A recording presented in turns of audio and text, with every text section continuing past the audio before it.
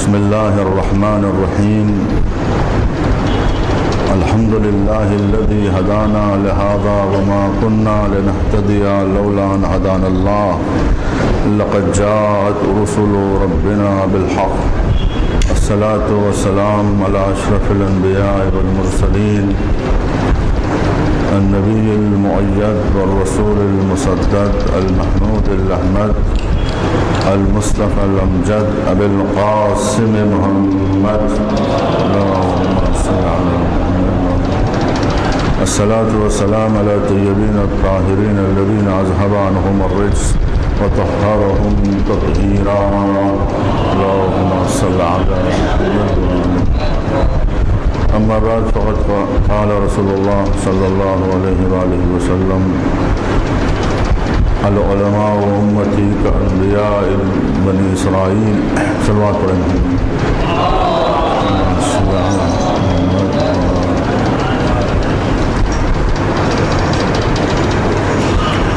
یہ دو مجالس جو یہاں مغل مسجد میں منعقد ہو رہی ہیں، اس کا عنوان مرجعیت ہے. اجتہاد اور تقلید سے متعلق یہ گفتگو رہے گی، اور جیسا کہ آپ حضرات جانتے ہیں یہ گفتگو نہایت ہی خشک گفتگو ہے اور بہت ہی دقت طلب گفتگو ہے. مرجع جو عین سے لکھا جاتا ہے وہ شخصیت کو کہا جاتا ہے جس کی طرف لوگ رجوع کرتے ہیں. مسائل شرعیہ میں جس شخصیت کی طرف رجوع کیا جاتا ہے اسے مرجع کہا جاتا ہے، مرجع دینی کہا جاتا ہے.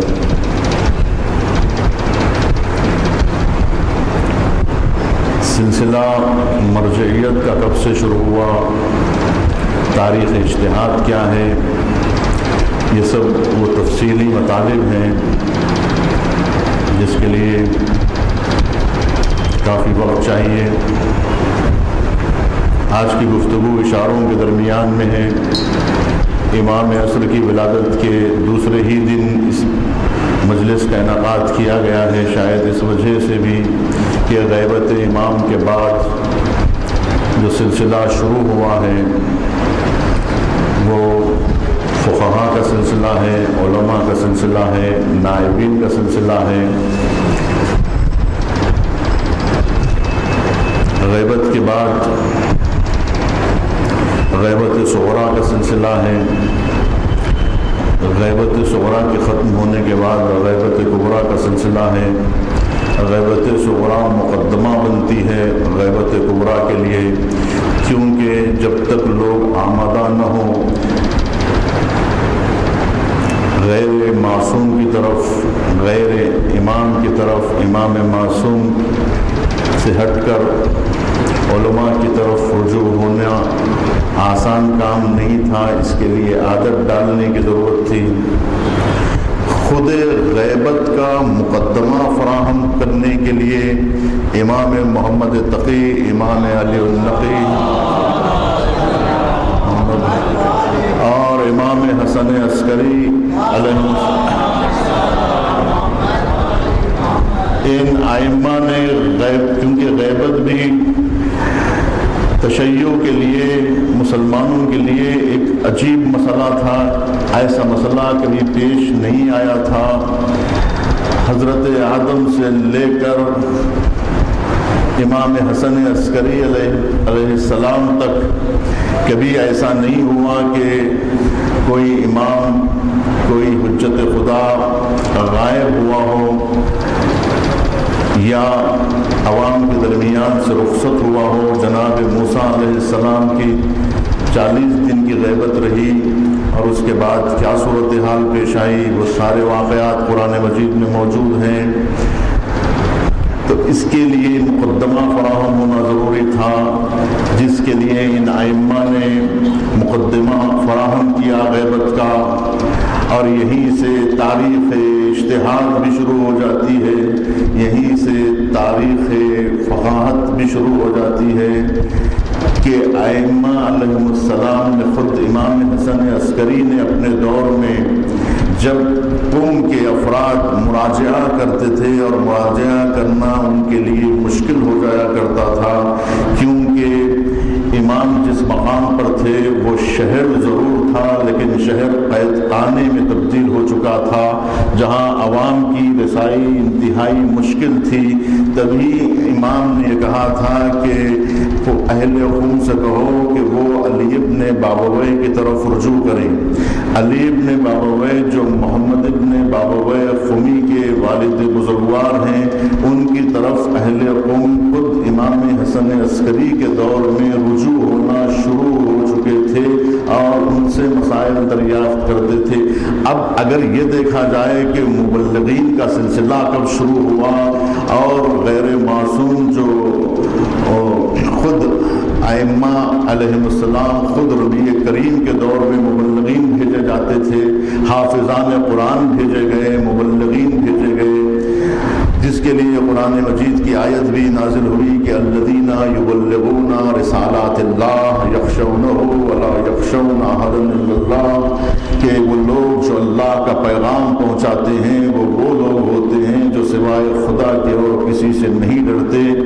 تو اس کا مطلب یہ ہے کہ خود نبی کریم کے دور میں مبلغین بھیجے گئے، عاملان زکوٰۃ بھیجے گئے، حافظان قرآن بھیجے گئے، مبلغین اسلام بھیجے گئے، امیر المومنین کے دور میں یہ سلسلہ جاری رہا اور اس کے بعد دیگر ائمہ کے زمانے میں یہ سلسلہ جاری رہا، یہاں تک کہ امام حسن اور امام علی النقی ائمہ کے دور میں تو انہوں نے خود علماء کی طرف رجوع کرنے کا حکم صادر کر دیا اور وہاں کے شیعہ افراد اپنے علماء سے مسائل رجوع کیا کرتے تھے۔ تو تاریخ اجتہاد اور فقاہت کی تاریخ اب کی نئی جدید تحقیق نہیں ہے اور نیا مسئلہ نہیں ہے۔ تاریخ تشیع ہمیشہ سے مجتہدین سے وابستہ رہی ہے اور مسئلہ اجتہاد ہمیشہ سے رہا ہے اور فقاہت کا سلسلہ، فقیہوں کا سلسلہ ہمیشہ سے رہا ہے۔ فقیہان عصر ہمیشہ رہے ہیں، ہر دور میں رہے ہیں۔ اب یہ کہنا کہ شیخ صدوق اخباری تھے یہ بالکل غلط ہے، اس لیے کہ شیخ صدوق کی خود کتاب اس بات کی گواہی دیتی ہے من لا يحضره الفقیہ، یعنی یہ کتاب ان لوگوں کے لیے ہے جہاں پر فقیہ حاضر نہ ہو۔ من لا يحضره الطبیب جیسی کتاب لکھی گئی جہاں طبیب حاضر نہ ہو، تو اسی طرز پر من لا يحضره الفقیہ لکھی گئی۔ اس کا مطلب یہ ہے کہ خود شیخ صدوق فقیہ تھے۔ مرجع مجتہد کو کہا جاتا ہے اور مجتہد وہ ہے جو قرآن و حدیث سے مسائل کا حل بتائے اور اسی کو فقیہ کہا جاتا ہے۔ یہاں پر میرے والد بزرگوار کے ہمدرس بزرگوار شخصیت یہاں پر تشریف فرما ہے، ان کی موجودگی میں ان ابحاث کو پیش کرنا جسارت ہے، لیکن آپ ہی کی اجازت سے میں باتیں عرض کر رہا ہوں۔ دنیا تشیع اس بات سے واقف ہے، مسئلہ فقہ کسے کہتے ہیں؟ صاحب معالم نے فقہ کی تعریف جو بیان کی ہے وہ یہ ہے کہ الفقہ فی اللغت الفہم، فقہ لغت میں فہم کو کہا جاتا ہے اور ڈکشنری میں اگر اس کا معنی تلاش کریں تو فقہ کہتے ہیں سمجھنے کو۔ فقہ کی دو قسمیں ہیں، ایک فقہ اکبر ہے، ایک فقہ اصغر ہے۔ عقائد کو فقہ اکبر کہا جاتا ہے، توحید کے مسئلے کو جاننے والے کو فقیہ اکبر کہا جاتا ہے، فقہ اکبر ہے، اور فروعی مسائل کو جاننے والا جو مسائل شرعیہ ہے، مسائل احکام شرعیہ ہے، اسے فقہ اصغر کہا جاتا ہے۔ تو بہرحال فقہ لغت میں فہم کو کہتے ہیں، سمجھنے کو کہتے ہیں۔ الفقہ فی اللغت الفہم وفی الاصطلاح العلم بالاحکام الشرعیۃ الفرعیہ عن ادلتہ التفصیلیہ، کہ صاحب معلم یہ لکھتے ہیں کہ فقہ اسے کہتے، فقہ ایک ایسے علم کا نام ہے جو احکام شرعیہ سے متعلق ہوتا ہے۔ احکام شرعیہ کو تفصیلی دلیلوں کے ساتھ جاننے والے کو فقیہ کہا جاتا ہے، اور ایسے علم کو جس کی جو استدلال جس احکام شرعیہ میں پیش کیا جاتا ہے اسے فقہ کہا جاتا ہے۔ تو عزیزان گرامی، فقہ اور فقیہ اس شخصیت کا نام ہے جس کے پاس یہ صلاحیت ہوتی ہے۔ مسائل کا فقیہ کے ذہن میں حاضر ہونا ضروری نہیں ہے کہ 1400 مسائل اگر کسی نے اپنی کتاب میں لکھے ہیں تو وہ خود اپنی لکھی ہوئی نوشتہ جات کو، ان تمام مسائل کو یاد نہیں رکھ سکتا ہے اپنے ذہن میں، یا کوئی بھی عالم اسے نہیں کہتے جو قوی حافظے والا ہو، بلکہ عالم وہ ہے جس کے پاس مسائل کو بیان کرنے کی صلاحیت پائی جاتی ہو۔ تو مجتہد وہ ہے کہ جس کے ذہن میں سارے مسائل کا پایا جانا ہمیشہ اپنے طریقے سے ضروری نہیں ہے، بلکہ وہ اگر یہ صلاحیت رکھتا ہے کہ مسائل کو سمجھنے کی اگر صلاحیت رکھتا ہے، حکم شریعت کو قرآن اور حدیث کے ذریعے سے سمجھنے کی اگر صلاحیت رکھتا ہے، ایسے شخص کو ہم فقیہ کہہ سکتے ہیں اور عالم دین کہہ سکتے ہیں، جو یہ بتا سکتا ہے کہ یہ مسئلہ کس کتاب میں لکھا ہوا ہے، کس باب میں لکھا ہوا ہے، اور اس مسئلے کو کیسے دریافت کیا جا سکتا ہے اور اس مسئلے کا کیسا حل تلاش کیا جا سکتا ہے، ہم اسی کو عالم کہیں گے۔ اور اس کی طرف رجوع ہونا یہ عقلی دلیلوں سے ثابت ہے، اس کے علاوہ کوئی چارہ نہیں ہے، یہ ہماری مجبوری ہے۔ تقلید در حقیقت ایک مجبوری کا نام ہے، تقلید در حقیقت مجبوری کا نام ہے، اصل تقلید نہیں ہے، اصل خود اجتہاد ہے، خود سمجھنا ہے، خود سمجھ پیدا کرنا ہے، خود مسئلے کا حل تلاش کرنا ہے، یہ اصالت ہے۔ مثال کے طور پر آپ کو کھانا کھانا ہے، بھوک لگ رہی ہے، تو ایسے وقت میں اصل چیز تو یہ ہے کہ آپ خود بنا کے کھائیں۔ جب آپ کو بھوک لگ رہی ہے تو پیٹ بھرنا واجب ہے، ضروری ہے، اس کے بغیر چارہ نہیں ہے۔ روٹی کی ضرورت ہے تو روٹی پکانا آپ کا کام ہے، خود روٹی پکائیں اور کھائیں۔ ہوٹل میں جانا یہ اصل نہیں ہے، ہوٹل اس وقت جاتا ہے انسان، یا نانوائی کی دکان پر اس وقت پہنچتا ہے انسان جب خود اسے روٹی پکانا نہیں آتی ہے، تب کہیں وہ نانوائی کی دکان پر جاتا ہے، یا ہوٹل میں بیٹھ کے وہ لوگ کھانا کھاتے ہیں کہ جو پکانے کی صلاحیت نہیں رکھتے۔ مثال کے طور پہ میں عرض کر رہا ہوں، اب کوئی لوگ اور وجوہات سے جاتے ہوں تو اس سے سروکار نہیں ہے۔ اصل تو یہ ہے کہ خود بنا کے کھائیں، یا لباس آپ کو پہننا ہے، بدن کا ڈھانکنا واجب ہے، تو اب لباس خود سیے، اصل تو چیز یہی ہے۔ اصل مسئلہ یہ ہے کہ اگر آپ کو لباس پہننا ہے خود سی کے پہنے، خود سیے اور پہنے۔ ٹیلر کے پاس جانا آپ کی مجبوری ہے، ٹیلر کے پاس جانا ضروری نہیں، عقل نہیں کہتی ہے کہ ٹیلر کے پاس جائیں، مجبوری کہتی ہے کہ ٹیلر کے پاس جائیں۔ درزی کے پاس جانا آپ کی مجبوری ہے، یہ عقل کہہ رہی ہے، یہ منطق کہہ رہی ہے، یہ آپ کی مجبوری کہہ رہی ہے، اس کے بغیر چارہ نہیں ہے۔ مثال کے طور پر سنت نبی کی طرف رجوع ہونا یہ اصل ہے، اصل ذات کی طرف رجوع ہونا یہ حقیقت ہے، لیکن نبی نہ ہو، رسول نہ ہو تو کیا کرے انسان، کس کے پاس جائے؟ تو نائب کے پاس جانا ضروری ہے۔ سیرت رسول چاہیے، حقیقت کیا ہے؟ قرآن کے ساتھ سنت نبی چاہیے، اور سنت نبی کے علاوہ کوئی چارہ نہیں ہے آپ۔ لیکن جب نبی نہ ہو اور آپ کو باحیات سنت کی ضرورت ہو، سنت مکتوبی شکل میں نہ ہو بلکہ پیکر کی شکل میں ہو، تو جب سنت کو پیکر کی تلاش میں آپ نکلیں گے تو پھر علی ابن ابی طالب کی طرف رجوع ہونا سنت نبی کی تلاش میں یہ آپ کی مجبوری ہے. کیونکہ یہی بات ڈاکٹر شریعتی لکھتا ہے کہ علی ابن ابی طالب کو ماننا مسلمانوں کی مجبوری ہے، اس لیے کہ مسلمانوں کو سنت نبی چاہیے، مسلمانوں کو سیرت رسول چاہیے، اور سیرت رسول مکمل شکل میں اگر کہیں پر سراپا شکل میں کہیں مل سکتی ہے تو وہ ذات صرف سوائے ذات امیر المومنین علی ابن ابی طالب کے اور کوئی ذات نہیں.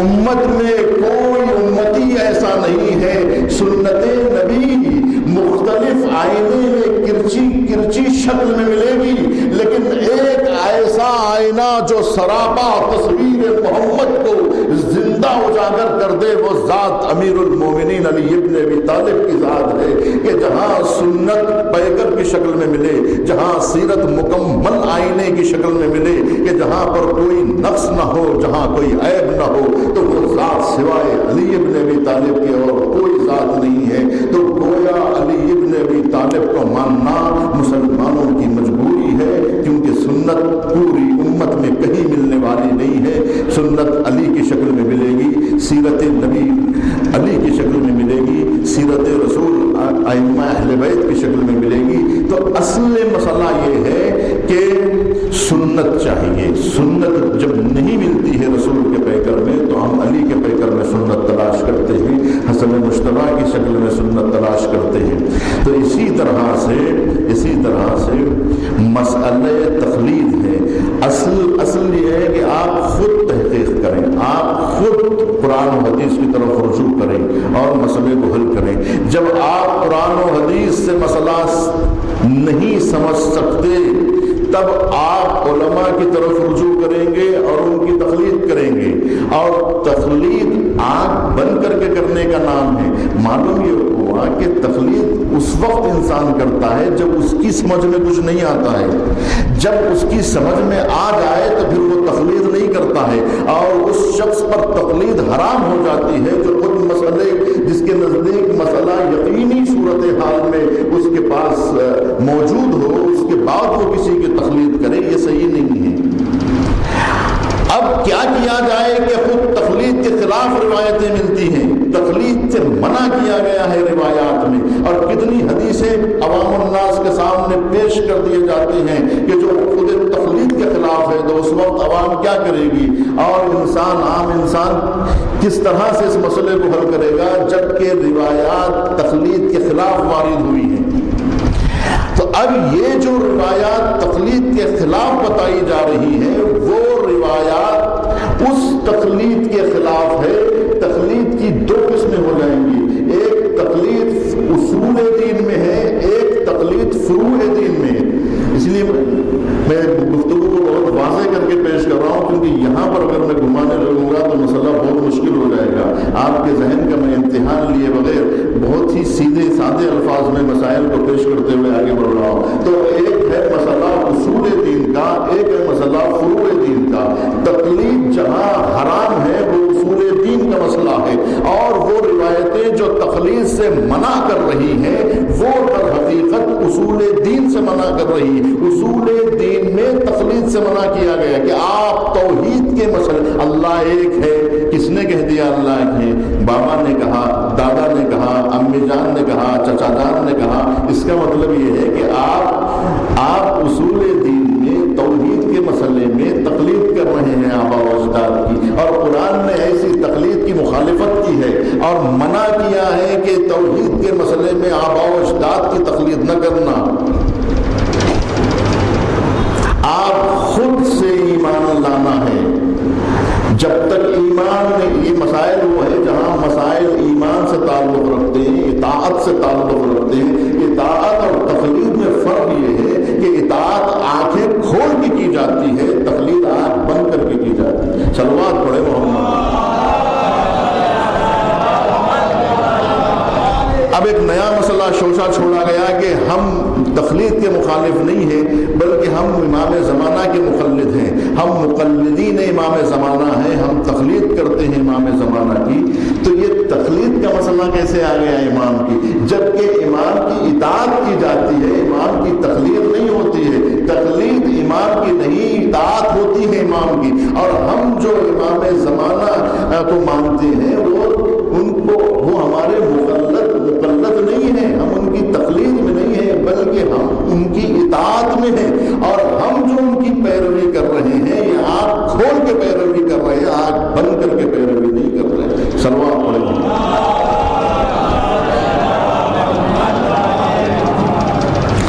اور جہاں نص موجود ہو وہاں اجتہاد نہیں کیا جا سکتا ہے، یعنی جہاں کوشش کر کے مسئلہ وہاں حل کیا جائے گا جہاں مسئلہ حل شدہ نہیں ہے، جہاں خود مسئلہ حل شدہ ہے، خود معصوم موجود ہے، نص سے معصوم موجود ہے، تو وہاں اجتہاد نہیں ہو سکتا۔ اب ایک بحث جو اصل میں جس کی طرف بہت کم توجہ دی جاتی ہے، جو اصل بحث ہے وہ بحث جو ہے وہ لفظی بحث ہے۔ دیکھیے جہاں مغالطہ دیا جا رہا ہے اس مغالطے پر آپ کوشش کریں سمجھنے کی کہ مغالطہ کہاں پہ دیا جا رہا ہے، اور جو روایتیں آپ کو سنائی جا رہی ہیں وہ روایتیں جو سنائی جا رہی ہیں وہ کس چیز کے خلاف میں ہے، جھگڑا در حقیقت کیا ہے۔ پہلے دیکھیں جھگڑا ہو رہا ہے، اختلاف ہو رہا ہے، دست و گریباں ہے، لیکن اصل مسئلے سے کوئی واقف نہیں ہے کہ اصل اختلاف کیا ہے، اصل مسئلہ کیا ہے، جھگڑا کس بات پہ، جھگڑا لفظ پر ہے یا جھگڑا معنی پر ہے، یہ تو حل ہونا چاہیے نا پہلے کہ آخر مسئلہ کیا ہے، کس بات پہ جھگڑا ہو رہا ہے۔ امام خمینی نے ایک مثال دی کہ کچھ چند لوگ جو ہے وہ جھگڑا کر رہے تھے، اختلاف کر رہے تھے، کوئی کہہ رہا تھا کہ ہم جو ہے عنب کھائیں گے، کوئی کہہ رہا تھا کہ ہم تو عنب نہیں انگور کھائیں گے، تو کوئی کہہ رہا تھا گریپس کھائیں گے، کوئی مختلف لوگ مختلف جو ہے الفاظ پہ لڑ رہے تھے۔ جب خود انگور لا کے رکھ دیے گئے تو سب جھپٹ کے کھانے لگے، تو کہا کہ پھر جھگڑا تم کس بات پہ کر رہے تھے؟ تو کہا ہم جھگڑا اس بات پہ نہیں کر رہے تھے، اس پر تو کوئی جھگڑا نہیں ہے، یہ تو ہم تینوں کے تینوں کھانا چاہ رہے تھے، لیکن کوئی انگور کہہ رہا تھا، کوئی اردو میں کہہ رہا تھا، کوئی انگریزی میں کہہ رہا تھا، کوئی عربی میں کہہ رہا تھا۔ جھگڑا لفظوں کا تھا، معنی کا نہیں تھا، جھگڑا لفظوں کا تھا، مفہوم کا جھگڑا نہیں تھا، معنی کا جھگڑا نہیں تھا۔ اب جھگڑا ہے لفظ اجتہاد پر کہ مجتہد کو ماننا چاہیے کہ نہیں ماننا چاہیے، مجتہد کی تقلید کی جانی چاہیے یا نہیں کی جانی چاہیے، مجتہد قابل تقلید ہے کہ نہیں ہے۔ اب یہ جو مسئلہ پیش آیا تو کتنی روایتیں ایسی ملتی ہیں جو اجتہاد کے خلاف میں، لفظ اجتہاد کے خلاف میں، لفظ مجتہد کے خلاف میں ہے۔ تب سوال یہ پیدا ہوتا ہے کہ جب ائمہ معصومین نے مجتہدین کے خلاف کہا ہے تو پھر ہم تقلید مجتہدین کی کیسے کر سکتے ہیں؟ اب مسئلہ کتنا پیچیدہ ہو گیا، مسئلہ کیسے پیچیدہ ہو گیا جبکہ اجتہاد کے خلاف روایت مل رہی ہے۔ پھر آپ کہہ رہے ہیں کہ جب معصوم نے منع کیا ہے اجتہاد سے تو پھر اجتہاد جائز کیسے ہو گیا، مجتہد کی تقلید جائز کیسے ہو گئی جبکہ لفظ مجتہد کے خلاف نصوص موجود ہے، روایات موجود ہے۔ اب مسئلہ یہ ہوگا، یہاں پر حل مسئلہ یہ ہے کہ یہ جو لفظ مجتہد اور اجتہاد پہ بحث ہو رہی ہے یہ لفظ پر بحث ہو رہی ہے، اور یہ لفظ اپنا معنی الگ الگ رکھتا ہے۔ ایک دور ایسا تھا کیونکہ کتنے الفاظ ایسے ہیں کہ کبھی کسی زمانے میں اس کا وہ کسی اور معنی میں استعمال ہوتا رہا ہے، اس کے بعد کسی اور معنی۔ اصل جھگڑا معنی پر نہیں ہے، لفظ پہ جھگڑا ہے۔ آپ لفظ کے جھگڑے کو مفہوم کا جھگڑا بنا کے پیش کر رہے ہیں یا مغالطہ دے رہے ہیں عوام کو۔ جس لفظ اجتہاد کی روایات میں، جس لفظ اجتہاد کے خلاف روایات میں آیا ہے وہ کون سا اجتہاد ہے؟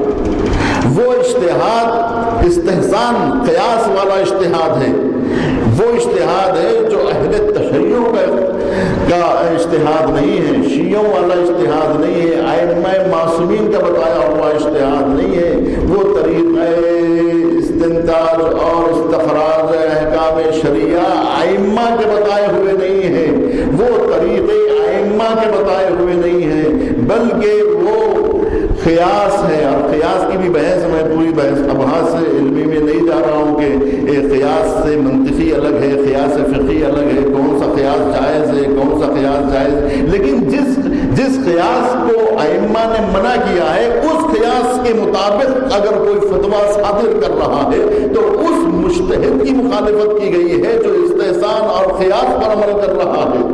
جس قیاس سے ائمہ معصومین نے منع کیا ہے، تب اس کا مطلب یہ ہے کہ اس اجتہاد کے خلاف امام نے آواز اٹھائی کہ جس اجتہاد سے اسلام نے منع کیا ہے. تو اصل مسئلہ لفظ کا نہیں ہے، اصل مسئلہ معنی کا ہے کہ لفظ اجتہاد سے آپ کیا مراد لیتے ہیں کہ ہم کیا مراد لیتے ہیں، ہم اجتہاد سے کیا مراد لیتے ہیں، آپ اجتہاد سے کیا مراد لیتے ہیں.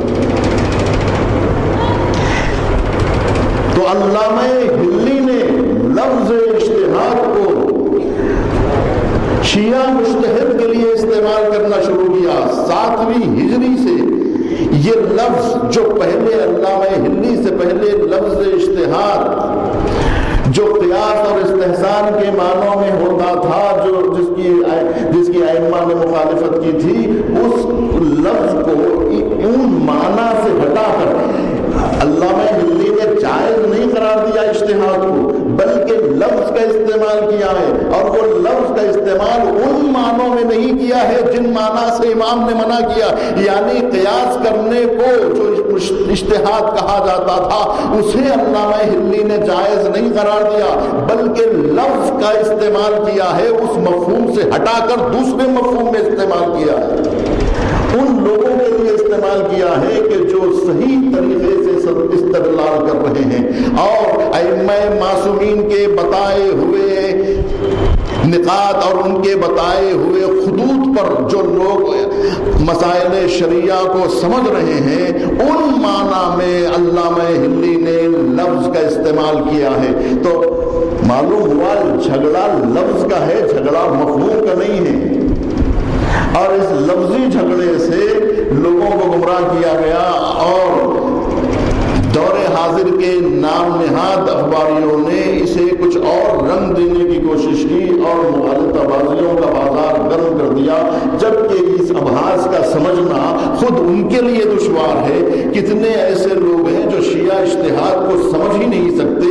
تمام علماء اہل سنت کا متفقہ فیصلہ ہے کہ اصول جو شیعوں کے نزدیک مضبوط ہے، ایسا مضبوط فقہ ہمارے پاس نہیں ہے. اس وقت تمام مدارس علمیہ اہل سنت کے اس بات کا اقرار کر رہے ہیں اور کوشش کر رہے ہیں کہ باب اجتہاد کو کھولا جا سکے، کیونکہ باب اجتہاد کا بند ہو جانا تمام مسائل شریعہ کو تعطیل کر دینے کے برابر ہے، جس کی وجہ سے علماء اہل سنت پریشان ہیں اور آئے دن اخبارات ہی کہہ رہے ہیں کہ باب اجتہاد کھلنا چاہیے.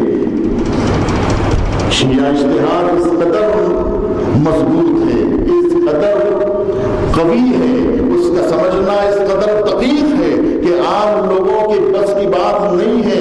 یہ وہ دقت طلب مسائل ہیں جو عام ذاکرین کے سمجھ میں نہیں آ سکتی ہیں. یہ وہ مسائل ہیں کہ ذہن چکرا جاتا ہے اور جب تک کہ باقاعدہ طور پر وہ زانو ادب طے نہ کرے علماء اور اساتذہ کے سامنے، اس وقت تک کے مسائل حل شدنی نہیں ہے. تو جو مسئلہ اجتہادی مسئلہ ہے، جو مسئلہ دقیق کتابوں کا مسئلہ ہے، وہ چبوتروں اور ہوٹلوں میں لا کے پیش کیا گیا اور ایسے لوگوں کو اس کے اندر شامل کر دیا گیا کہ جو اس مسئلے کی دم سے واقف نہیں ہے، جو اس مسئلے کی رگ و ریشے سے واقف نہیں ہے، جو اس مسئلے کی اہمیت اور افادیت اور اس کے تمام اطراف و جوانب سے واقف نہیں ہے، وہ لوگ اس کے اندر شامل کر دیے گئے، جس کی وجہ سے مسئلہ حل ہونے کے بجائے روز بروز پیچیدہ ہوتا چلا جا رہا ہے. اور ان لوگوں نے سہارا لیا. دیکھیے، اجتہاد کے خلاف آواز اٹھانے کا مطلب یہ ہے کہ اعتراض تشیع کی تاریخ پر کیا جا رہا ہے، تاریخ اجتہاد تشیع پر اعتراض ہے. مجتہدین کے خلاف آواز اٹھانے کا مطلب یہ ہے، فقہاء کے خلاف آواز اٹھانے کا مطلب یہ ہے کہ آپ شیخ صدوق کے خلاف آواز بلند کر رہے ہیں. اس لیے کہ شیخ صدوق میں، جیسا کہ میں نے ابھی کہا، وہ فقیہ اصل تھے، اپنے دور کے فقیہ تھے، اپنے دور کے مجتہد تھے. شیخ توسی پر اعتراض ہے، علامہ سید مرتضیٰ پر اعتراض ہے، فقاہت پر اعتراض کا مطلب یہ ہے کہ علامہ ہلی پر اعتراض ہے۔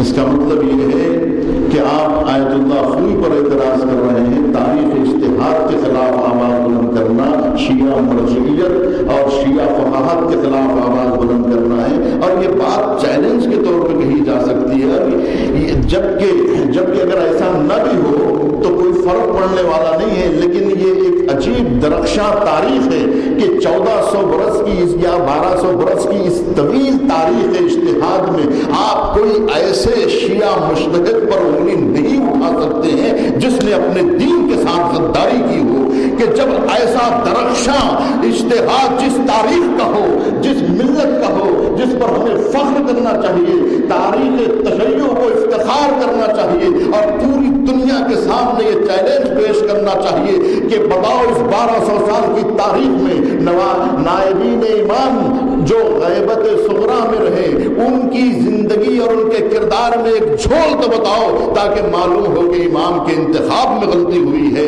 اور غیبت کبریٰ کی اس تاریخ میں سید رضی اور سید مرتضیٰ اور اس طرح شیخ توسی اور علامہ ہلی اور یہ پورا سلسلے تشیع، یہاں تک کہ آج تک اب تک کی پوری تاریخ اجتہاد میں کوئی مرجع ایسا نہیں ملے گا کہ جس نے دین کو ثبت کیا ہو اور تاریخ اجتہاد پر داغ لگایا ہو اور تاریخ اجتہاد پہ دھبا لگایا ہو۔ ایسا پاکیزہ اور ایسا مضبوط سلسلہ پوری ملتوں میں نہیں ہے۔ یہ ہمارے لیے افتخار ہے، یہ ہمارے لیے وجہ امتیاز ہے۔ کوئی ملت یہ دعویٰ نہیں کر سکتی کہ ان کے مجتہدین، ان کے علماء سے غلطی نہ ہوئی ہو، اور انہوں نے اور کوئی ایسا نہ گزرا ہو جو دین کو سبق نہ کیا ہو۔ کتنے قائدین، دیکھیے سنی اور شیعوں میں یہی تو فرق ہے عزیزان گرامی۔ اہل سنت کس قدر لائق ستائش ہے، کس قدر لائق عزت ہے وہ قوم، کس قدر لائق اہمیت ہے وہ قوم جو اپنے ان رہنماؤں کو بھی مانتی ہے جو غاروں میں چھپے ہوئے ہیں۔ وہ قوم کیسی ہے کہ جو اپنے ٹوٹے پھوٹے رہنماؤں کو ماننے کے لیے تیار ہے، اور یہ قوم کتنی بدبخت ہے کہ اس مجتہدین کے خلاف آواز بلند کر رہی ہے کہ جس نے عزت اور آبرو رکھی ہے دین کی۔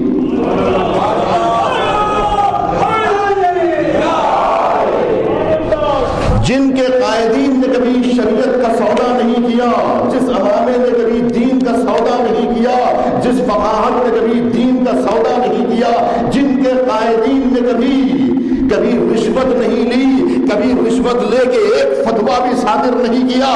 تاریخ اصدار فتویٰ میں کوئی فتویٰ ایسا صادر نہیں ہوا جو دولت کے بلبوتے پر دیا گیا ہو۔ تاریخ اجتہاد تشیع چیلنج کے طور پر پیش کرتی ہے کہ ہزار فتوے دیے گئے، لیکن کوئی ایک فتویٰ بھی پوری تاریخ تشیع کے اجتہاد میں ایسا بتا دے کہ جو نفسانی اغراض کے لیے دیے گئے ہوں، یا ذات کی خوشنودی کے لیے دیے گئے ہوں، یا رشوت کے طور پر دیے گئے ہوں، آپ پوری تاریخ میں نہیں بتا سکتے۔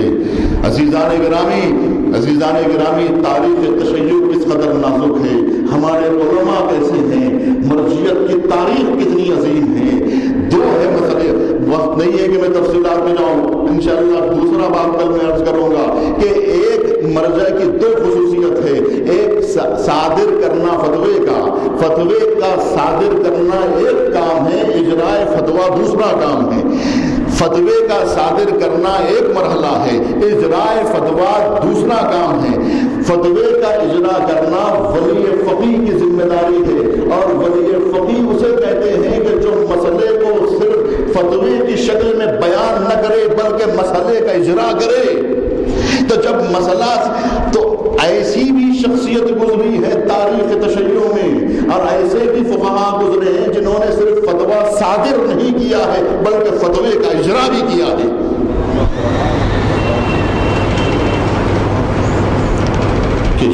آیت اللہ شیرازی نے جو تحریم تمباکو کا فتویٰ دیا تھا وہ صرف فتویٰ نہیں تھا، فتویٰ صادر نہیں کیا تھا، بلکہ فتوے کا اجرا بھی کروایا تھا. حکومتیں لرز گئی جب فتوے کا اجرا عمل میں آیا. لوگوں نے اپنے حقے توڑ دیے.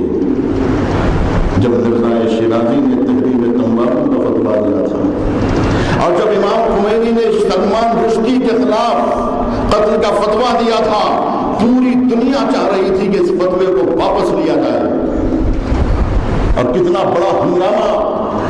اگر آپ اس دور کے اخبارات کو پڑھے ہوں یا اس دور کے واقعات کو اگر آپ جانتے ہوں کہ اس وقت امام خمینی کی حیات میں آج سے 22-23 سال گزر گئے، اس دور میں جب آج تک وہ مسئلہ گرم کیا گیا اور ایسا مرحلہ آ گیا تھا ایران کی تاریخ میں، ایسا نیا موڑ آ گیا تھا. اور اب تو ایران بہت قوی ہو گیا ہے. اس وقت کسی بڑی حکومت کا رشتہ توڑ لینا ایران سے ایران کے موت کے مترادف تھا. اس دور میں دھمکیاں یہ دی جا رہی تھی کہ ہم اپنا سفیر واپس بلا لیں گے اور اپنا رشتہ تمہاری حکومت کو توڑ دیں گے. یہ مسئلہ پیش آ گیا تھا اور اس سے بھیانک مسائل پیش آ رہے تھے. تب ایران کے سربراہان مملکت امام خمینی کے سامنے زانو ادب طے کر کے یہ کہہ رہے تھے آقا اس فتوے کو آپ واپس لیجئے، فتوا واپس لیا جانا چاہیے. کیوں؟ اس لیے کہ اگر یہ فتوا واپس نہیں لیا جائے گا تو پورے ایران میں ہنگامہ پھیل جائے گا. امام خمینی نے کہا کیا ہونے والا ہے؟ اگر میں فتوا واپس نہیں لوں گا تو کیا ہوگا؟ کہا بہت کچھ ہو سکتا ہے. کہا بہت کچھ کیا ہو سکتا ہے؟ کہا کہ برطانیہ اپنے تعلقات ہم سے توڑ دے گا، سفارت خانہ بند ہو جائے گا. کہا بند ہو جانے دو. کہا ایک سفارت خانہ بند نہیں ہوگا، یورپ کے سارے سفارت خانے بند ہو سکتے ہیں. کہا سارے سفارت خانے بند ہو جائیں کیا ہوگا؟ کہا اور بھی بہت کچھ ہو سکتا ہے. کہا اور کیا ہو سکتا ہے؟ کہا ہو سکتا ہے کہ سب لوگ ہم پر حملہ بول دیں اور ایران کی تباہی کی فکر میں لگ جائیں. کہا اس وقت امام خمینی نے تاریخی جملہ ارشاد فرمایا تھا جس سے تاریخ تشیع کی آگے بڑھتی ہے اور اس سے یہ معلوم ہوتا ہے کہ ہمارا مجتہد کون ہوتا ہے اور ہم کیسے مجتہد کی تقلید کرتے ہیں. امام خمینی نے کہا کہ قرار نیست کے ایران بماند، قرار اس کے اسلام بماند. یہ بات طے نہیں ہے کہ ایران بچا لیا جائے، یہ بات طے شدہ ہے کہ اسلام بچانا ہے.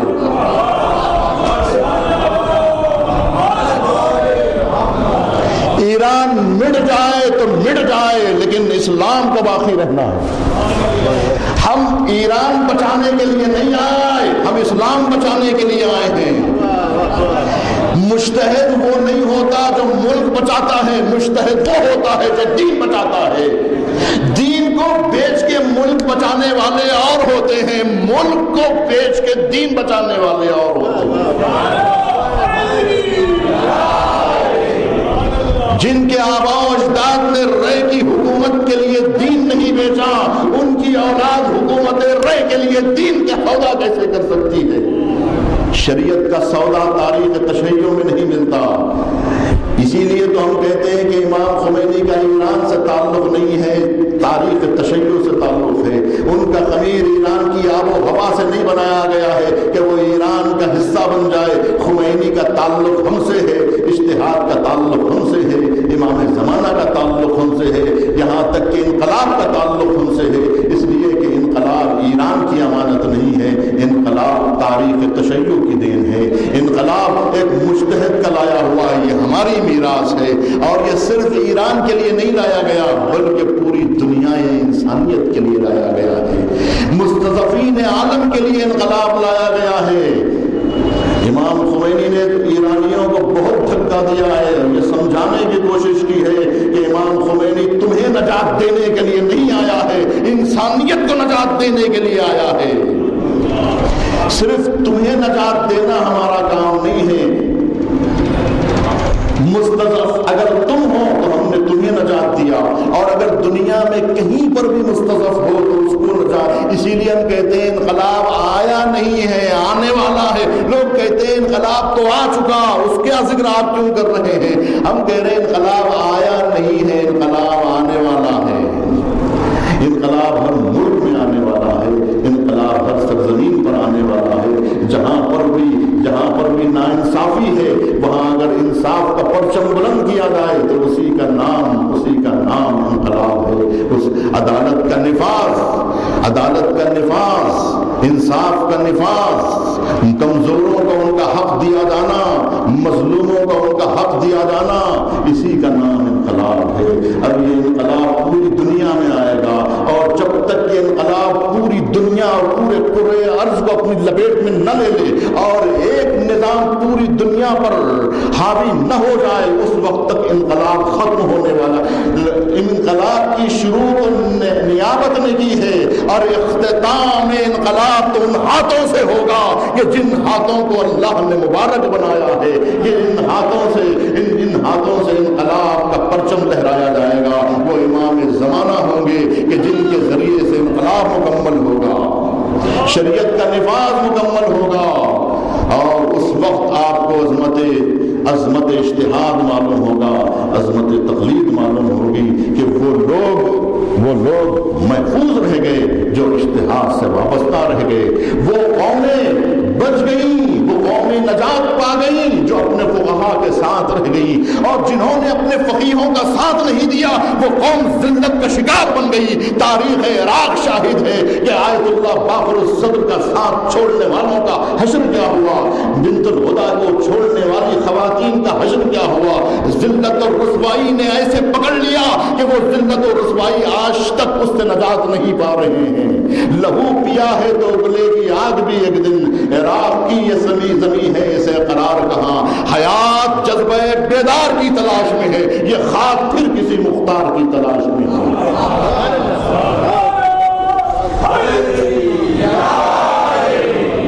فقیہ عصر کو چھوڑ دینے کا انجام کیا ہوا اور فقیہ عصر کو اپنا لینے کا انجام کیا ہوا، دونوں تاریخیں آپ کی نگاہوں کے سامنے ہے۔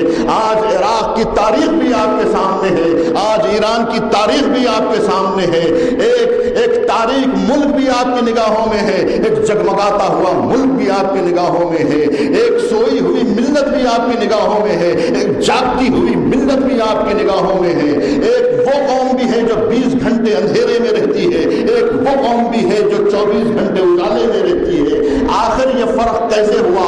وہاں بھی شیعہ ہے، یہاں بھی شیعہ ہے، تبدیلی کیسے آئی؟ وہاں عراق کی سرزمین پر امریکہ نے اپنے قدموں کی چاک ڈال دی، یہودی قدم اس سرزمین پہ رکھے گئے کہ نہیں رکھے گئے، لیکن بتاؤ ایک یہودی قدم ایران کی سرزمین پر رکھا گیا کہ نہیں رکھا گیا؟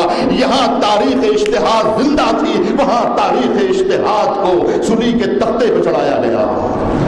یہ دونوں تاریخیں آپ کی نگاہوں کے سامنے ہیں۔ اس کے بعد تو آپ آگے بدلے گئے، اس کے بعد تو دنیا کی نگاہوں کے سامنے ایک عجیب اعجاز، اگر اب بھی کوئی اس اعجاز کو نہ دیکھے وہ آنکھیں اندھی ہے کہ جو اس منظر کو نہ دیکھے، وہ کان بہرے ہیں جو ان حقیقتوں کو نہ سن سکے۔ اس سے بڑھ کے واقعیت کیا ہوگی کہ آج ہر روز 1000 آدمی مار دیے گئے، 100 آدمی مار دیے گئے، لیکن ان کی جو خبریں ہیں وہ بھی اخبارات کی زینت نہیں بن سکتے۔ ایک قوم کو ایسے ذلت کی کھائی میں ڈال دیا گیا، ایک قوم کو اس قدر ذلیل کر دیا گیا کہ 9-10 لاکھ لوگ اس موجودہ تاریخ میں مارے گئے، کل مارے گئے، آج مارے گئے، کل مارے جائیں گے۔ یہ سب کیوں ہو رہا ہے؟ یہ بات تو ایران والے افتخار کے ساتھ کہہ سکتے ہیں کہ ما اہل کوفے نیستیم علی تنہا بے ماند، ہم کوفے والے نہیں ہیں اپنے علی کو چھوڑ دیں، بلکہ ہم ایسے لوگ ہیں جو اپنے علی کو چھوڑتے نہیں ہیں، ہم فقیہوں کے ساتھ رہتے ہیں، ہم مجتہدین کا دامن نہیں چھوڑتے، ہم علماء کا دامن نہیں چھوڑتے۔ عراق چھوڑ کے پھنس گیا، باقر الصدر کا دامن چھوڑ کے پھنس گیا، آمنہ بنت الہدیٰ کا ساتھ چھوڑ دیا، تو ذلت اور رسوائیاں آج تک مقدر بنی ہوئی ہیں۔ آج علماء عراق اگر زندہ ہیں تو پھر فقیہ دورہ کی وجہ سے زندہ ہے، اجتہاد کی زندگی انہیں زندگی دے رہی ہے، اور ولی فقیہ کا وجود انہیں زندگی بخش رہا ہے۔ اگر آج مقتدی صدر کی کو حیات ملی ہے تو ان کے اندر رہنے کی وجہ سے حیات ملی ہے، اگر آج وہاں کے مراجع ہیں تو ان کو عزت یہاں سے مل رہی ہے۔ عزت کا سرچشمہ وہ قوم بن گئی جو مجتہدین سے وابستہ رہ گئی، اور وہ تمام قومیں جنہوں نے اس اجتہاد سے اپنے رشتے کو جوڑے رکھا وہ بھی اڑ گئی۔ لبنان اڑ گیا، عراق نہ اٹھ سکا، اس کی وجہ یہ ہے کہ لبنان کے علماء نے اپنے آپ کو ان مجتہدین سے وابستہ کر دیا جو صرف فتویٰ نہیں صادر کرتے ہیں، فتوے کا اجرا بھی کرتے ہیں، جو صرف فتویٰ دے کے خاموش نہیں بیٹھ جاتے بلکہ اجراء فتویٰ بھی کرتے ہیں، فتوے کو نافذ کرتے ہیں۔ اجتہاد اس کا نام ہے، مجتہد مفتی وہ ہے جو فتویٰ دیتا ہے، ولی فقیہ وہ ہے جو فتوے کو اجرا کرواتا ہے۔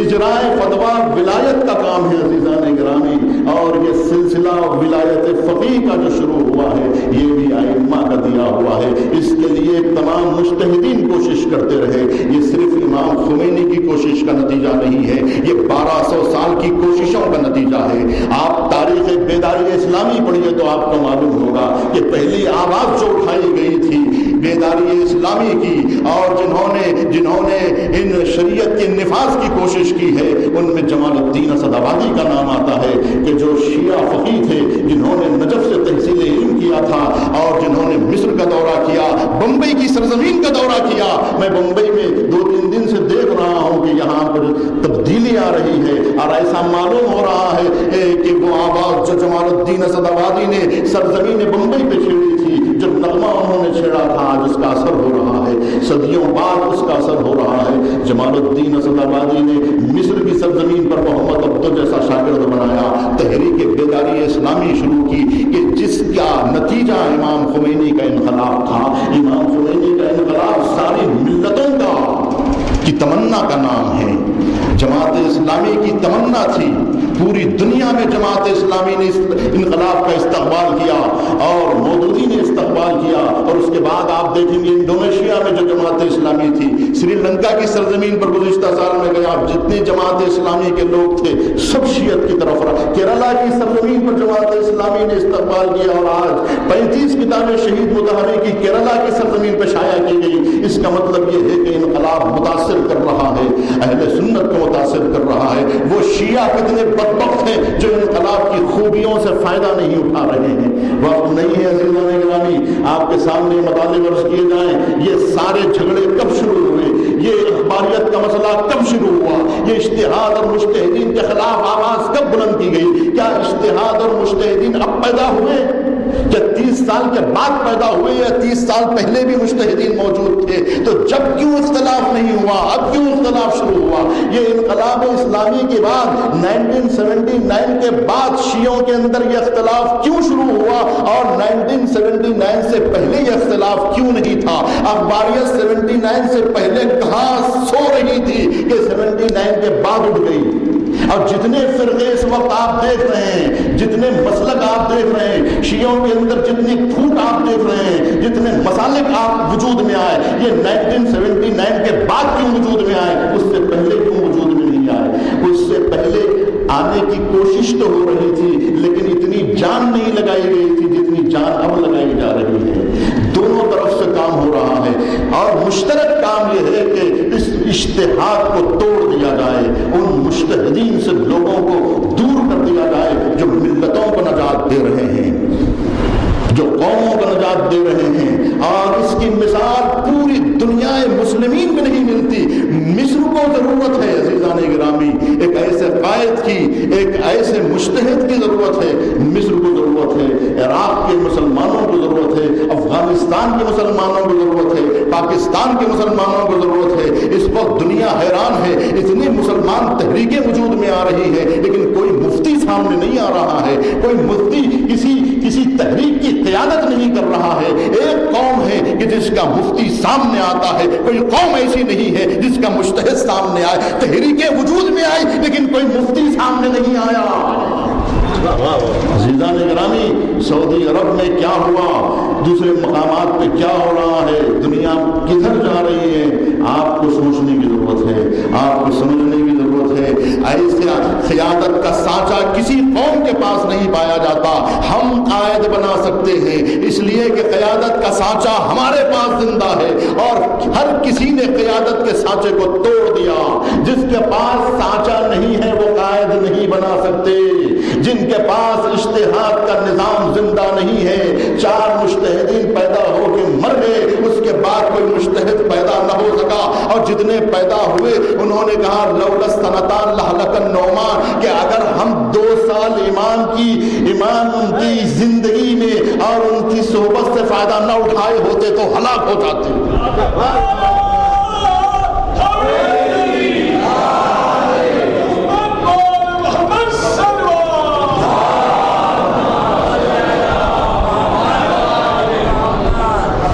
تاریخ تشیع کا اشتہار سانچہ موجود ہے، جب سانچہ موجود ہے، غدیری سانچہ موجود ہے، یہ غدیری سانچہ ہے جو اتنے قائدین پیدا کر رہا ہے۔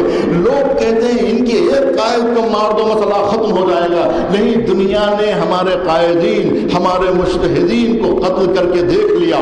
شہید اول قتل ہوئے تو شہید ثانی وجود میں آئے، شہید ثانی کو قتل کیا، شہید ثالث وجود میں آئے، شہید ثالث کو قتل کیا گیا، شہید رابع، شہید خامس، اور اس طرح سے شہدائے محراب وجود میں آئے۔ ہزار تاریخ ہے، ایک قائد ہمارے پاس نہیں ہے، ہزاروں قائد ہمارے پاس ہے۔ ہم اپنے پاس 1000 آفتاب رکھتے ہیں، بلند فکر و نظر لاجواب رکھتے ہیں، ہمارے سامنے سورج کا کیا چراغ جلے جبھی پہ خاک درے گوتنا ہوتی ہے۔ کیوں ہم اتنے قائد بنا پا رہے ہیں؟ اس لیے کہ ہمارے پاس غدیری سانچہ موجود ہے۔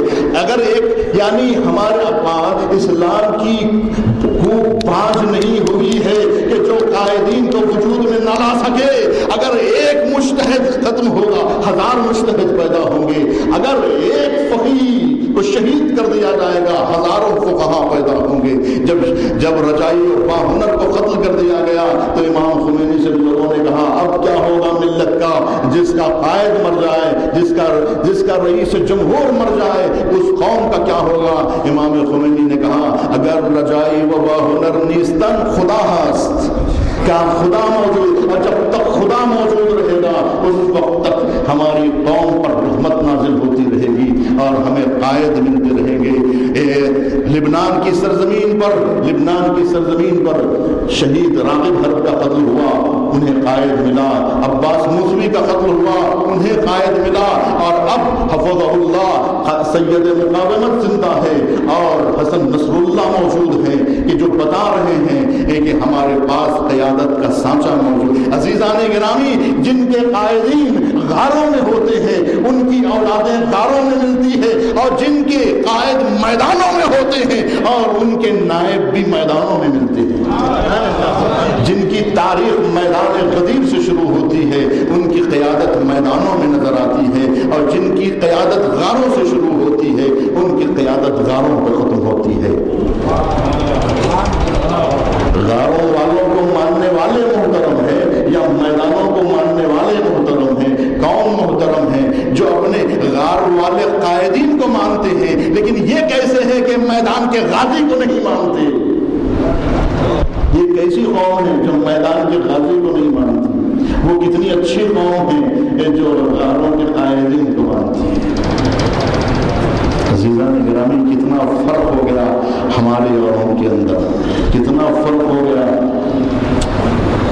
یہ قوم جو اپنے قائد کو چھوڑ دیتی ہے، گفتگو کو ختم کر رہا ہوں، مسائل بہت ہے، مطالب بہت ہے، یہ وہ بحثیں عزیزان گرامی جو ختم ہونے والی نہیں، سوچنے والی چیزیں ہیں، سمجھنے والی چیزیں ہیں کہ تاریخ تشیع کا یہ ارتقاء کیوں دیکھا گیا، جو بلندی پر تاریخ تشیع کیوں پہنچی ہوئی ہے، دنیا تشیع کہاں پہنچ گئی، ہم کہاں پر ہیں، فاصلہ کتنا دور ہو گیا، ہم کاروان سے کس قدر بچھڑ گئے۔ کتنی قومیں ہیں کہ جو اس کاروان سے بچھڑتی چلی گئی۔ 30 سال میں کتنی بڑی تبدیلی واقع ہو گئی۔ اس 30 سال کے اندر انقلاب کی رقم بھی ہندوستان اور پاکستان اور عراق کی سرزمین پر نہ پہنچ سکی، اور کتنی قومیں وابستہ ہو گئی۔ وہ قوم نہیں جو قوم ان سے وابستہ ہوئی وہ بھی بلندیوں پہ نظر آنے لگی، جو ان کے دامن تھام کے اڑنے لگی وہ بھی آسمان کی بلندیوں پہ پہنچ گئی۔ اب ان سے اگر آپ اپنا رشتہ جوڑیں گے تو لوگ کہیں گے مذاق مت کرو، تم کہاں وہ کہاں، حزب اللہ کہاں اور تم لوگ کہاں، وہ لوگ کہاں تم لوگ کہاں، وہ راکٹوں سے بات کر رہے ہیں، تم گاڑی کی ڈبی اور ماچس میں لگے ہوئے ہو، تم ماچس کی تیل نہیں بنا سکتے اور وہ راکٹ بنانے لگے. تم میں اور ان میں کتنا فرق ہو گیا. تم شیعہ نہیں ہو سکتے، وہ اگر شیعہ ہیں تو تم کون؟ وہ اس قدر بلند ہو گئے کہ اگر وہ ایک فون کر دیں ان کا عالم تو حکومت ہندوستان درس جائے. اگر حسن نصر اللہ کا ایک فون آ جائے کہ ہمارے قیدی کو چھوڑ دینا چاہیے تو ہندوستان کی حکومت لرزبرندام ہو سکتی ہے. اتنا وقار پیدا کر لیا. لیکن ہمارے ملک میں اگر کسی عالم کو بھی گرفتار کیا جائے گا تو پوری ملت مل کے چھڑا نہیں سکے گی. ہمارا عالم گرفتار ہو سکتا ہے، ان کا عالم گرفتار شدہ لوگوں کو چھڑا سکتا ہے. سیستانی صاحب کے پاس یہ طاقت کہاں سے آ گئی؟ کہ کل بھی تو باقر الصدر تھے، لیکن آج کے باقر الصدر کے پاس یہ طاقت کیسے آ گئی کہ آج کے سیستانی جب فون کرتے ہیں شیخ عبداللہ کو کہ ہمارے 8 گرفتار شدہ شیعوں کو جو مدینے میں گرفتار کیا گیا اسے فوراً رہا کرنا چاہیے، تو عبداللہ لفظنے لگتا ہے کہ یہ طاقت سیستانی کے پاس کہاں سے آئی ہے؟ یہ انقلاب کی دین ہے، امام خمینی کی دین ہے.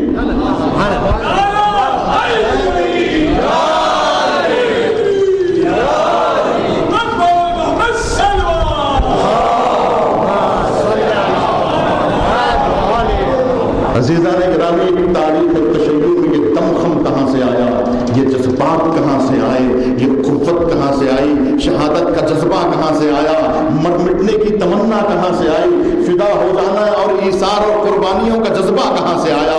یہ ملت شہادت دینے والی ملت کیسے بن گئی؟ کبھی بھی ہم نے شہادت کا دامن نہیں چھوڑا، اس لیے کہ کربلا کو ہم نے زندہ رکھا.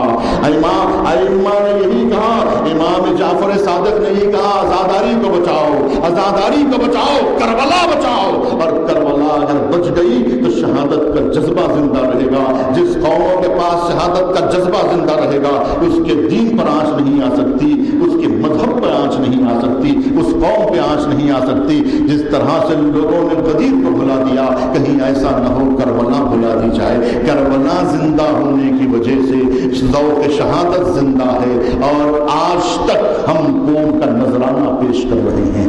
عزیزان گرامی، جو باتیں رہ گئی کل انشاءاللہ اس کی جائے گی کہ کس طرح سے ہم نے خون کے نذرانے دیے ہیں اور ایک نذرانوں کی عادت کہاں سے پڑی.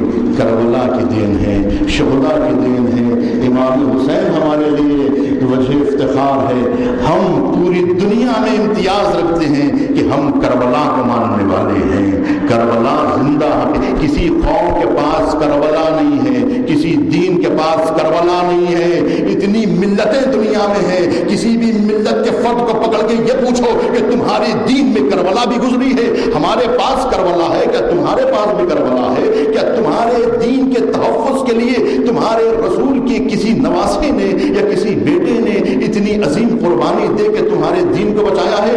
اتنے ادیان ہیں، اتنی ملتیں ہیں، کتنے ادیان دنیا میں ہیں، کتنے فرقے دنیا میں ہیں. کسی بھی دین سے یہ جا کے پوچھو، دین نصارا، دین یہود، تم یہ تو بتاؤ کیا تمہارے دین کے تحفظ کے لیے تمہاری امت نے کتنا خون بہایا ہے؟ کیا جیسی کربلا، جیسے حسین ہمارے پاس ہے، کیا ایسے حسین تمہارے پاس بھی ہے؟ جیسے علی اکبر ہمارے پاس ہے، کیا علی اکبر تمہاری قوم میں بھی ہے؟ جیسا علی اصغر ہمارے پاس ہے، کیا ایسا علی اصغر تمہارے پاس بھی ہے؟ جیسے زینب ہمارے پاس ہے، کیا زینب تمہارے فرقے میں بھی ہے؟ یہ زینب ہماری قوم کی زینب ہے، کیا تمہارے قوم میں بھی کوئی زینب ہے؟ کیا تمہارے پاس بھی رباب ہے؟ کیا تمہارے پاس بھی ام لیلا ہے؟ کیا تمہارے پاس بھی ام فروا ہے؟ کیا تمہارے پاس بھی قاسم ہے؟ کیا تمہارے پاس بھی اون محمد ہے؟ ہر فرقے کا جواب یہی آئے گا کہ ہمارے پاس اون محمد نہیں ہے، ہمارے پاس قاسم نہیں ہے، ہمارے پاس علی اصغر نہیں ہے، ہمارے پاس عباس دلاور نہیں ہے. تو کتنی غنی ہے وہ قوم کہ جس کے پاس عباس علمدار ہو، جس کے پاس علی اکبر جیسا جوان ہو، جس کے پاس علی اصغر جیسا نونہال ہو، جس کے پاس زینب جیسی خاتون ہو، جس کے پاس ام فروا جیسی ماں ہو، ام لیلا جیسی ماں ہو جو اپنے لخت جگر کو خون میں نہایا ہوا دیکھے. ایسی ماؤں کی نظیر نہیں مل سکتی، ایسی کربلا کہیں پر بھی نہیں مل سکتی. عزیزوں، یہی وہ کربلا ہے جہاں خون کا نذرانہ پیش کیا جا رہا ہے، اور اس طرح سے یہ نذرانے پیش کیے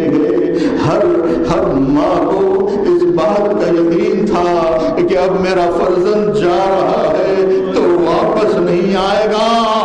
علی اکبر کی ماں نے ایسے رخصت کیا کہ اس طرح سے رخصت کیا کہ یہ آخری رخصت ہے۔ قاسم ایسے رخصت ہوئے جیسے آخری رخصت ہو۔ ماں کو اس بات کا یقین تھا کہ دشت بلا میں میرا جوان جو جا رہا ہے وہ واپس لوٹ کر نہیں آئے گا، لیکن ایک ماں کو اس بات کا انتظار نہیں تھا کہ میری اولاد جا رہی ہے تو واپس نہیں آئے گی۔ وہ رباب تھی جس کو اس بات کا یقین نہیں تھا۔ یہی وجہ ہے کہ امام حسین جب علی اصغر کو لے کے آئے تو یہ کہا کہ رباب پہلے وعدے صبر کرنا تو میں علی اصغر کو تمہارے حوالے کروں، اس لیے کہ ماں کو اس بات کا یقین نہیں تھا کہ میرا بچہ خون میں نہا کے واپس آئے گا۔ جب رباب سے وعدے صبر لے لیا، ماں نے یہ کہا کہ والی کیا میرا بچہ پانی پی کے آ گیا؟ تو امام نے کہا رباب وعدے صبر کرو۔ جب وعدے صبر لیا تو ابا کا دامن الٹ دیا۔ اب جو ابا کا دامن الٹا تو ایک ایسا نونہا جس کا من کا ڈھلا ہوا بانچوں میں خون تھا وہ ماں کے حوالے کر دیا گیا۔ تو ماں نے اتنا کہا والی کیا اس دن کے بچے بھی نہیں کے وَسَيَعْلَمُ الَّذِينَ غَلَبُوا أَيَّ مُنْقَلِبٍ يَنْقَلِبُونَ۔ یا اللہ یا اللہ یا رحمان یا رحمان یا رحیم۔ پروردگارا ملت مسلمہ کی حفاظت فرما، پرچم اسلام مسلمین کا سرفراز فرما، دشمنان دین دشمنان اسلام بالخصوص امریکہ اسرائیل کو ذلیل و خوار فرما، مقامات مقدسہ کا تحفظ فرما، جنت البقیع کی تعمیر فرما۔ پروردگارا جہاں جہاں پر بھی مسلمان ہیں ان کی جان و مال عزت و آبرو کی حفاظت فرما، جو مریض ہیں انہیں شفایاب فرما، جو زیارات کے مشتاقین کو بار بار مشرف فرما۔ امام عصر اجل اللہ تعالیٰ فرجہ منجی عالم بشریت کے ظہور میں تعجیل فرما، ہمیں ان کے آوان و انصار میں شمار فرما۔ ایک مرتبہ سے سورہ